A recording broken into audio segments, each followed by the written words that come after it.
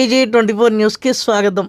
Hanamkonda సుబేదారిలోని Raman high school ఆవరణలో 77వ గణతంత్ర దినోత్సవ వేడుకలను జాతీయ జెండా ఆవిష్కరించి అట్టహాసంగా నిర్వహించినట్లు Raman high school correspondent Rajesh తెలిపారు. ఈ కార్యక్రమానికి ముఖ్య అతిథులుగా పాఠశాల డైరెక్టర్ పురుషోత్తం హాజరయ్యారు. అనంతరం గణతంత్ర దినోత్సవం పురస్కరించుకొని నిర్వహించిన క్రీడల్లో గెలుపొందిన విద్యార్థులకు బహుమతులు అందజేశారు. ఈ సందర్భంగా విద్యార్థులు ప్రదర్శించిన సాంస్కృతిక కార్యక్రమాలు ఎంతగానో ఆకట్టుకున్నాయి. ఈ కార్యక్రమంలో సాంఘిక శాస్త్ర ఉపాధ్యాయుడు జనార్దన్ రావు, ఉపాధ్యాయులు, విద్యార్థులు, తల్లిదండ్రులు పాల్గొన్నారు. భారతదేశ రాజ్యాంగం అమల్లోకి వచ్చి 76 సంవత్సరాలు పూర్తయి 77వ సంవత్సరంలోకి అడుగుతున్న సందర్భంగా మరి హన్మకొండలోని రామన్ హై స్కూల్లో గణతంత్ర వేడుకలు చాలా ఘనంగా జరుపుకోవడం జరిగింది. ఇందులో స్కూల్ యాజమాన్యం, కరెస్పాండెంట్ సార్ గారు, మరియు డైరెక్టర్ సార్ గారు, మరియు వైస్ ప్రిన్సిపల్ సార్ గారు, మరియు ఇతర బోధన టీచర్లు మరియు విద్యార్థులు చాలా ఉత్సాహంగా, చాలా దేశభక్తితో భావంతో పాల్గొనడం జరిగింది.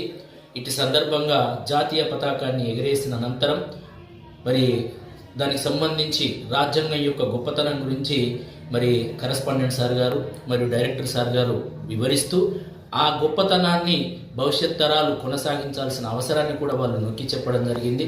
ఆ అవసరాన్ని కూడా వాళ్ళు వివరించడం జరిగింది.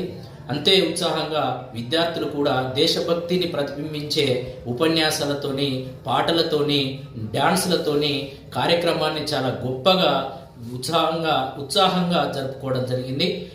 ఈ సందర్భంగా మరొకసారి భారతీయులందరికీ రామన్ హై స్కూల్ తరపున గణతంత్ర శుభాకాంక్షలు తెలియజేసుకుంటూ ఈ గణతంత్రాన్ని ఘనంగా నిలబెట్టుకోవాలని ఆకాంక్షిస్తూ మా స్కూల్ తరపున శుభాకాంక్షలు మరొకసారి తెలియజేస్తున్నాం. నా పేరు జనార్దన్ రావు, సోషల్ టీచర్.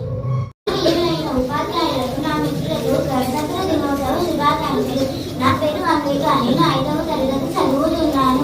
ఈరోజు మనం 77వ గణతంత్ర దినోత్సవ వేడుకలు జరుపుకుంటున్నాము.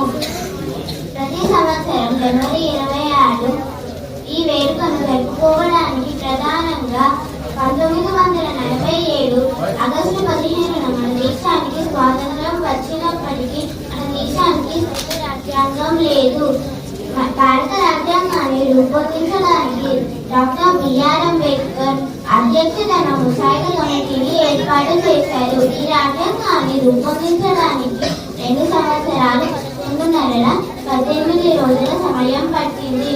అప్పుడు జనవరి 26 ఇది దేశం మొత్తం అమలులోకి వచ్చింది. మన రాజ్యాంగం ప్రపంచంలోకెల్లా అతిపెద్ద లిఖిత రాజ్యాంగం. దీని వల్లనే మనకు స్వేచ్ఛగా బ్రతకడానికి హక్కులు లభించాయి. అయినప్పటికీ నేటికి మన దేశంలో పేదరికం, అవినీతి, నిరుద్యోగులు, మహిళల భద్రత, రైతుల ఆత్మహత్యలు వంటి ఎన్నో సమస్యలు పెరిగిపోతున్నాయి.